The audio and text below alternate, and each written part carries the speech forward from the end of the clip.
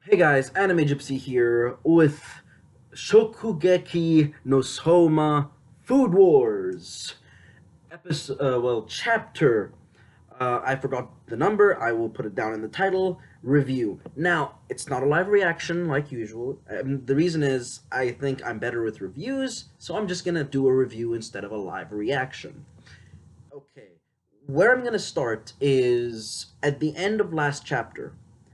I said in my live reaction that there is no feasible way that Megumi is gonna reach above Momo in any way, shape, or form. There is no way she's gonna win this match. She is outgunned. She is outmatched. She has less experience. It's that dish that was presented last chapter by Momo. Mwah, just like when I saw it, I lost my mind. I knew automatically there is no way Megumi is going to win, even without seeing the dish. If Megumi went first, there would be no way because Momo's a third seat, and Megumi's skills, as far as we've seen, were very much so subpar compared to other characters like Akira Hayama, like Soma, like Aldini, like Erina. There's just no competition, and even Erina would have a hard time facing up against someone like Momo. So for Megumi, come on, Megumi, to beat Momo, just no. And that point is made clear. That point is made clear this chapter, and I'm proud. I straight said last chapter that if Megumi won, that would be a load of doo-doo. That would be some massive BS. A bull. If a bull took a dump on the chapter, that dump would not equate the amount of BS in the chapter if Megumi would have won against Momo. That's what I said. So let's dive right in. You have, first of all, you have them talking about this hidden flavor that was hinted at the ending of last chapter, and that flavor was a French jam called a confiture, and I'm guessing that I don't know how much time it takes to make jam, but I do know how much time it makes to make good apple butter. Okay, it takes about 6 hours to make a good amount of apple butter. And I know this because I participated in an event where we basically made apple butter. And it took us a really long time. It was a exhausting process with a large pot. And yeah, it's not something you could just do in a tournament like that. It's something that needs a lot of preparation. And for Megumi to be able, I mean, that I think partially explains her lack of experience because A, you can't just pull something like that off.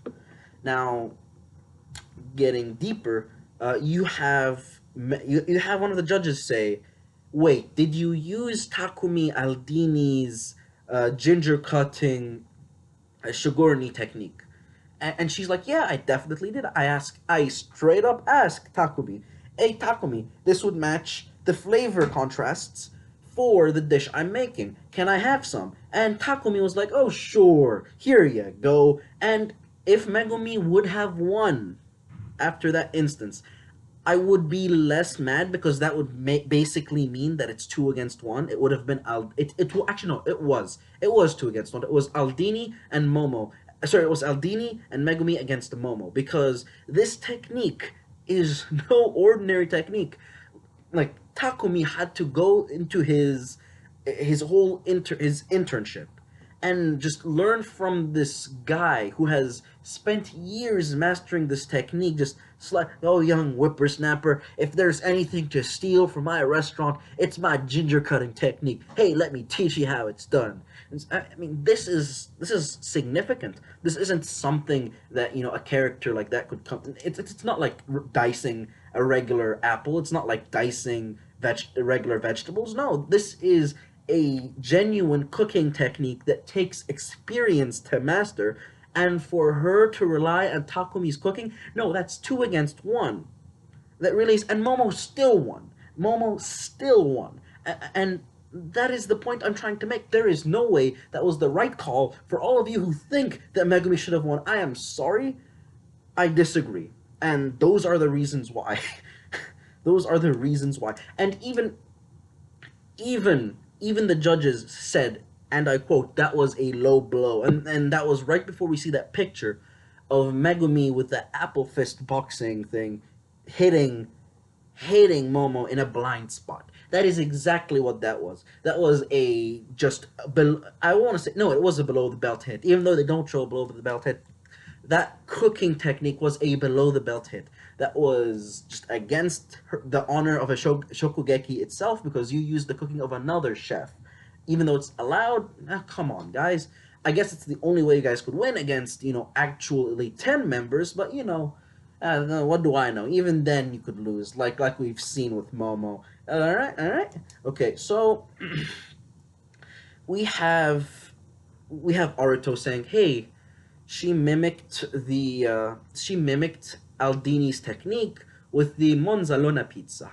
Now, the Monzalona pizza has very different tastes that contrast and make the dish better. Now, what she's trying to say is the contrast between the apple butter, which I don't think she should have been able to do well because it takes a long time, and the French apple confiture. The contrast between those two made a good dish. And okay, at this level, at this amount of time you spent in a cooking institution, yes, you should be able to do stuff like that regularly. And yeah, doing it at this extreme level, sure, I'd expect nothing less of Megumi. I mean, yeah, I said she's subpar compared to other characters, but those characters are like level over, like those characters are the Vegeta to Tenshin Han. That is the example I'm going to use. Megumi is Tenshin Han, and the other characters are like Vegeta, Goku, and and Piccolo. That is the best example I could give right now. Like Tenshin Han is still a strong character, but he's no Vegeta. He's no Goku. Get it? Good. Now, what else? So after that, oh yeah, and it's kind of a low blow too to mimic someone else's dish. Actually, no. They've been working together. They may have thought of the same thing because, when you work with someone for so long, thought patterns actually work similarly because you've been taught the same things at the same time, and you might be able to think of the same things at the same time. That's why when you're at, say, one of those poetry conventions and you've been working with someone that you know so well you get the same ideas, it's something along those lines that causes people to think in a similar ways, like we've seen with Megumi. Now the next thing is the votes. Two people voted for Momo. One person voted for Megumi, and the judge that voted for Megumi, straight up said the only reason she voted for Megumi was she could not ignore the creativity, and this is the most important part, the creativity and the potential. Let me underline that word for you, potential. That means that she has not reached her potential. She did not vote for Megumi out of the goodness of the dish. No, it was because she sensed potential in that character. And okay, if you want to vote that way, sure. But I mean, that just proves that there's no comparison between the two characters. There is just no comparison. Yeah, none whatsoever. So what after that happened, we get to see the crowd cheering for Momo since Momo won, and that threw me off for a loop because I thought everyone hated Central. I thought because Central were being such, how should I explain this? Think of a bull taking a dump, then a horse taking a dump over that dump. I mean, that's what I thought the students thought of Central. I thought they thought that Central was just doo doo because Central basically was like, no to creativity, no to your cultural norms, no to all of this, no to all of that. You have to abide by specific cooking standards. No creativity. This is a school of elites. You could not create something. You need to follow rules. Only the elites could create something that satisfies certain aspects of cooking. Oh yes. That is the central way, and I thought the students were pissed at it, but apparently not. Apparently, the populace, for some reason, out of ignorance or sheer hatred for the rebels, are cheering on Central. So, why? And that brings us back to Megumi. And Megumi tells Momo, "Hey Momo, you did a good job," which is in a way a reminder that she has undergone character development because Erina says to Megumi that she has done a good job, and that's a reminder of her character development because we know that the old Erina would have never said that. But this is a good reminder that she has undergone such character development that she is now a different person from the beginning. And then we get to the part where Megumi says, "I wonder what Shinomiya is thinking." And to be honest, I don't think he's that upset. Even though I've been saying that there's no way she could beat Momo. I think she held her own. I think she did the best that she could. And Shinomiya isn't the type of person that will, as far as I know, he's not the type of person that will be, "You lost even though I taught you everything." I mean, if she had done something so obviously wrong, something that Gordon Ramsay would basically go on a slurring spree over, if she would have done a mistake like that, then I could definitely see Chef Shinomiya just going all over her. But she didn't. She gave it her all. Her dish was pretty good, so I don't see Chef Shinomiya being upset over it. Now, next, we see Megumi displaying patheticness. Megumi starts crying, and okay, I know what you guys are thinking. How dare you say this was pathetic? But think of it this way: if this was a sport, and the other team lost, and you started crying,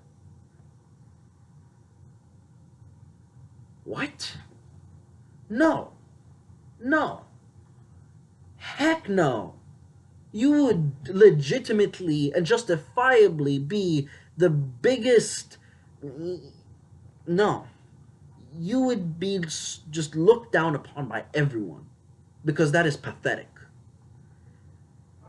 I'm sorry, Megumi, if you lost against someone. This is no way to act.